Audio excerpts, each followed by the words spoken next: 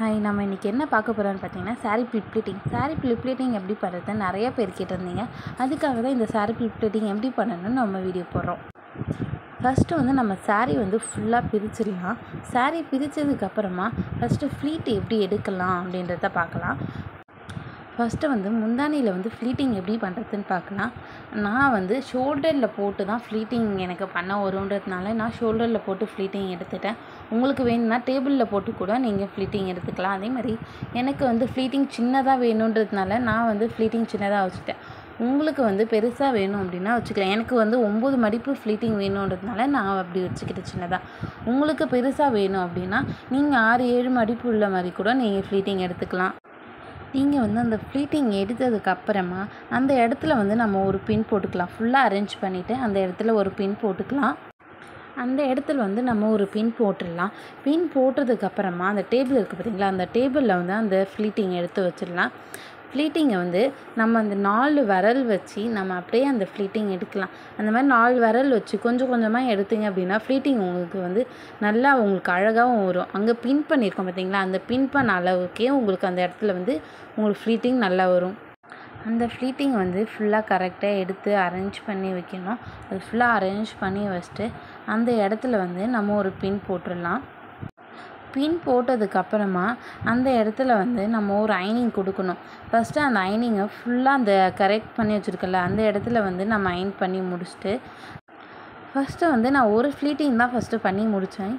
இப்போ எனக்கு இன்னும் கொஞ்சம் ஃப்ளீட்டிங் பண்ணணும். ஏன்னா முந்தானிக்கு ரொம்ப லென்த்தியாக இருக்கணும்ல, நான் ஷார்ட்டாக கொஞ்சம் தான் பண்ணேன். அதனால் எனக்கு இன்னும் ஃப்ளீட்டிங் கொடுக்கணுன்றதுக்காக இன்னும் நான் பண்ணியிருக்கேன்.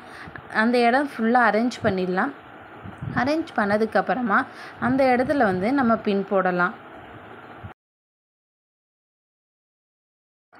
அந்த இடத்துல பின் போட்டு முடித்ததுக்கப்புறமா அங்கே ஒரு ஐனிங் கொடுக்கணும். ஃபஸ்ட்டு கொஞ்சம் கொஞ்சமாக நம்ம ஐனிங் கொடுத்துடலாம்.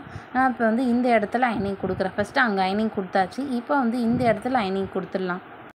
ஐனிங் கொடுத்ததுக்கப்புறமா நமக்கு ஃப்ளீட்டிங் கரெக்டாக இருக்கா ஷோல்டரில் வச்சு பார்க்கணும். முந்தானைக்கு நமக்கு கரெக்டாக இருக்கான்ட்டு நம்ம வச்சு பார்க்கணும். எனக்கு அந்த மடிப்பு கொஞ்சமாகவே இருக்குது, அதனால் எனக்கு அதுவே போதும். அதனால் இப்போ ஃப்ரண்ட்டு ஃப்ளீட்டை எடுக்கலாம். இப்போ ஃப்ரண்ட் ஃப்ளீட் எடுக்கிறேன். ஃப்ரண்ட் ஃப்ளீட்டை கொஞ்சம் கொஞ்சமாக எடுத்து அதை அரேஞ்ச் பண்ணணும். அதை அரேஞ்ச் பண்ணதுக்கப்புறமா நம்ம அதுக்கு ஐனிங் கொடுக்கணும். அது கொஞ்சம் கொஞ்சமாக தான் நம்ம ஐனிங் கொடுக்க முடியும். ஒட்டு மொத்தமாக நம்ம ஐனிங் கொடுக்க முடியாது. ஃபஸ்ட்டு நான் கொஞ்சமாக எடுத்திருக்கேன். அந்த இடத்துல ஃபஸ்ட்டு ஐனிங் கொடுத்துடலாம். ஐனிங் கொடுத்ததுக்கப்புறமா திரும்பி நம்ம ஃப்ளீட்ஸை இன்னும் கொஞ்சம் அரேஞ்ச் பண்ணணும். தள்ளி தள்ளி இருக்குது பார்த்திங்களா, அந்த தள்ளி இல்லாமல் அதை ஃபுல்லாக அரேஞ்ச் பண்ணி வைக்கணும்.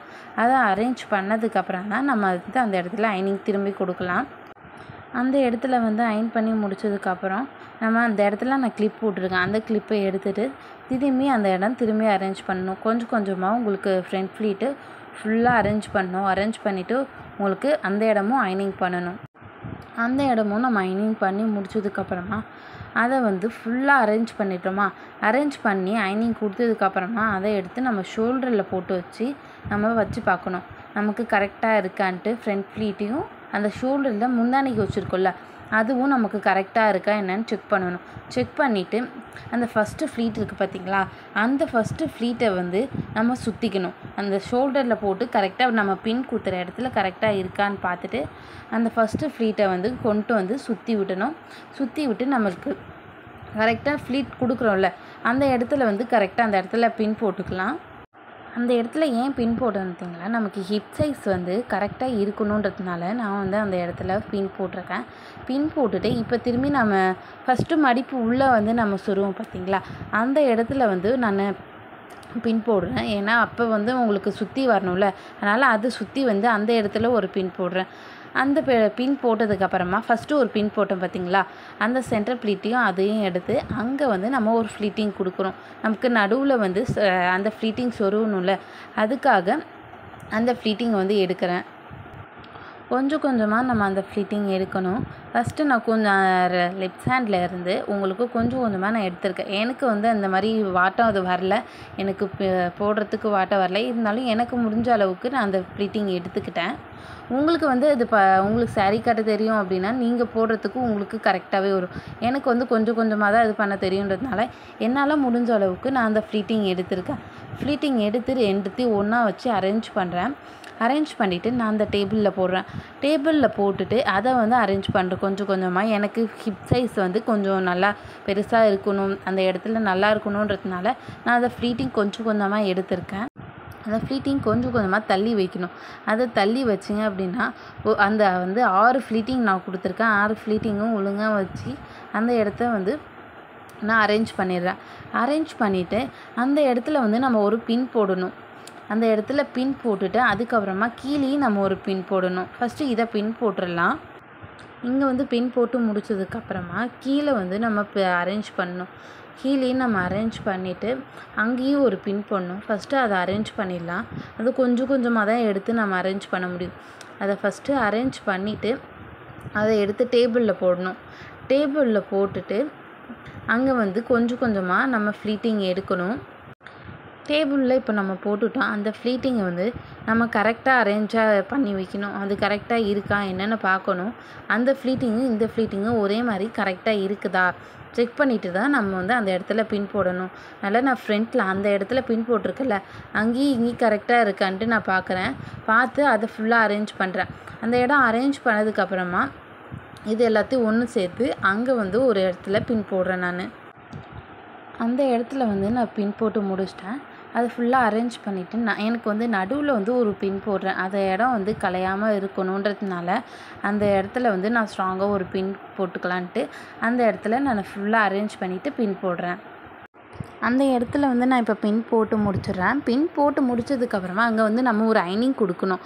அந்த ஐனிங்க்கு வந்து ஃபுல்லாக கரெக்டாக இருக்கான்னு பார்த்து செக் பண்ணிவிட்டு அந்த இடத்துல கொஞ்சம் கொஞ்சமாக ஐனிங் கொடுக்கணும். saree வந்து தீய விடாமல் நம்ம அந்த இடத்துல ஃபுல்லாக ஐனிங் கொடுத்தணும். அதில் அந்த இது ஐனிங் பாக்ஸ் வந்து அதில் இதாகிடுச்சு அப்படின்னா ஃபுல் சாரியுமே நமக்கு வேஸ்ட் ஆகிடும். அதனால் ஃபுல்லாக நம்ம பார்த்து தான் ஐனிங் கொடுக்கணுமே. ஹீட்டிங் வந்து கொஞ்சம் இதாக கூட வச்சுக்கோங்க. ஹீட் ஸ்லோவாக வச்சுட்டு கூட நீங்கள் அது கொடுத்துக்கலாம். ஃபுல்லாக ஹீட் கொடுத்ததுக்கப்புறமா அந்த ஃபோல்டிங்கை வந்து நம்ம எடுத்து தலைகீழே போடணும். அந்த ஃபோல்டிங்கை தலைகீழே எடுத்து மடிச்சிடலாம். ஃபஸ்ட் நான் அதை தலைகீழே எடுத்து போட்டுட்டேன். தலைகீழே எடுத்து போட்டுட்டு அதை தான் அரேஞ்ச் பண்ணணும். ஃபுல்லாக அரேஞ்ச் பண்ணிவிட்டு அந்த சைட்லலாம் பின்லாம் இருக்குல்ல அதெல்லாம் கரெக்டாக இருக்கா என்னன்னு செக் பண்ணிவிட்டு நான் அயன் பாக்ஸை வந்து கீழே வச்சிட்டேன். எனக்கு வந்து அது கம்ஃபர்டபுளாக இல்லைன்றதுனால அதை தூக்கி கீழே வச்சுட்டு அது ஃபுல்லாக கரெக்டாக செக் பண்ணுறேன். அந்த இடம் பின் போட்டது இதெல்லாம் ஃபுல்லாக கரெக்டாக இருக்கா ஃபுல்லாக செக் பண்ணிவிட்டு அதை வந்து இப்படி திருப்பி போடுறேன்.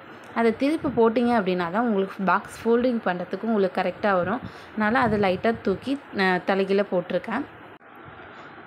கீழே வந்து ஒரு கிளாத் இருக்குது. அந்த கிளாத்தை எடுத்து அரேஞ்ச் பண்ணுறோம். அதை வந்து பாக்ஸ் ஃபோல்டிங் பண்ணுறதுக்காக அந்த கிளாத்தை ஃபுல்லாக அரேஞ்ச் பண்ணிடலாம். அதை வந்து ரெண்டாக மடிக்கணும். ஃபஸ்ட்டு நம்ம ஒரு மடிப்பு எடுத்து வச்சிட்டோம். நம்ம ரெண்டாவது மடிப்பும் மடிச்சிடலாம். ரெண்டாவது மடிப்பு மடித்ததுக்கப்புறமா கீழே நம்ம முந்தானிக்கு வைக்கிறோம் பார்த்திங்களா, அந்த முந்தானிக்கு வைக்கிறத வந்து ஃப்ளீட்டிங் கரெக்டாக இருக்கான்னு செக் பண்ணி எடுக்கணும். அதை பாக்ஸ் ஃபோல்டிங் பண்ணணும். அதனால் அந்த மடிப்பை வந்து நான் கொஞ்சம் கொஞ்சமாக எடுத்து பாக்ஸுக்கு கரெக்டாக இருக்கா ஃபஸ்ட்டு பண்ண சைஸ்க்கு கரெக்டாக இருக்கான்னு பார்த்து செக் பண்ணுறேன். அதை செக் பண்ணதுக்கப்புறமா கொஞ்சம் நம்ம கை வச்சு இந்த பக்கமும் அங்கேயும் கரெக்டாக இருக்கா என்னன்னு செக் பண்ணணும். செக் பண்ணி பார்த்துட்டு அந்த இடம் செக் பண்ணிவிட்டு நம்ம வந்து கை வச்சு நான் வந்து இந்த பாக்ஸ் ஃபோல்டிங் பண்ணுறதுக்கு கரெக்டாக இருக்கான்னு செக் பண்ணுறேன். கொஞ்சம் கொஞ்சமாக முன்னாடி நவுத்தி கரெக்ட் பண்ணி பார்க்குறேன். எனக்கு வந்து பாக்ஸ் ஃபோல்ட் பண்ணுறதுக்கு எனக்கு கரெக்டாக இருக்கா என்னன்னு செக் பண்ணுறேன். இந்த பக்கமும் நடுவில் வச்சுருக்கேன். ஃபஸ்ட்டு நம்ம நடுவில் வைக்கக்கூடாது, ஒன் சைடாக தான் நம்ம திருப்பணும். ஒன் சைடாக நவுத்தி வச்சுட்டு தான் நம்ம ஃபோல்டிங்கே பண்ணணும். ஒரு பக்கம் வந்து நம்ம ஒன் சைடு மடிக்க போகிறோம், இன்னொரு பக்கம் நம்ம 2 பக்கமாக மடிக்க போகிறோம்.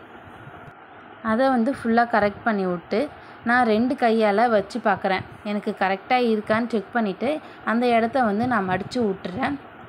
அதை ஃபுல்லாக மடிச்சுட்டு ஒன் சைடு அந்த ஒரு பக்கத்தை வந்து நான் மடிச்சிட்டேன். இப்போ இது ஒரு பக்கத்தோடைய தான் நம்ம மடிச்சிட்டோமா, இன்னொரு பக்கம் வந்து நம்ம 2 ஃபோல்டிங் பண்ணணும். அதனால் 2 பக்கத்துக்கும் இது நான் 2 பக்கம் பண்ணிவிட்டு அதை அப்படியே ஒரே இதாக ஃபுல்லாக வச்சிடுறேன். ஃபுல் ஃபோல்டிங் பண்ணியாச்சா. இப்போ ஃபுல் ஃபோல்டிங் பண்ணிவிட்டு இப்போ முந்தானியில் இருக்குது பார்த்திங்களா, அந்த முந்தானி இதை வந்து கொஞ்சம் ஃப்ரண்ட்டில் கொண்டு வரேன். ஃப்ரண்ட்டில் கொண்டு வந்து பாக்ஸ் ஃபோல்டிங் நான் கொடுக்குறேன். இந்த ஃப்ரண்ட்டில் கொண்டு வந்து ஃபுல்லாக கரெக்டாக இருக்கான்னு செக் பண்ணினேன். 4 பக்கமும் கரெக்டாக இருக்கா என்னன்னு செக் பண்ணிவிட்டு அந்த முந்தானி இருக்குது பார்த்தீங்களா, அதை வந்து நம்ம மடிக்கணும். அது 4ஆக மடித்து அப்படி தான் அதை உள்ளே நம்ம சொருக முடியும். ஆனால் நான் கொஞ்சம் கொஞ்சமாக அதை மடிக்கிறேன். ஒரு 4 ஃபோல்டிங்காக அதை மடிக்கிறேன். அது 4ஆக மடித்து உங்களுக்கு அங்கே கேப் தெரியுது பார்த்தீங்களா, அது 2த்துக்கும் நடுவில் உங்களுக்கு அந்த கேப் தெரியுதுல்ல, அந்த இடத்துல வந்து நீங்கள் அந்த ஃபோல்டிங்கை அதை உள்ளே சொருகினதுக்கு அப்புறமா ஃபுல்லாக ஃபோல்டிங் கரெக்டாக இருக்கா, பாக்ஸ் ஃபோல்டிங் கரெக்டாக இருக்கான்னு நம்ம செக் பண்ணணும். பாக்ஸ் ஃபோல்டிங் பண்ணுறது அவ்வளோதான். உங்களுக்கு வீடியோ பிடிச்சிருக்கு அப்படின்னா கமெண்ட் செக்ஷனில் சொல்லுங்கள். தேங்க்யூ.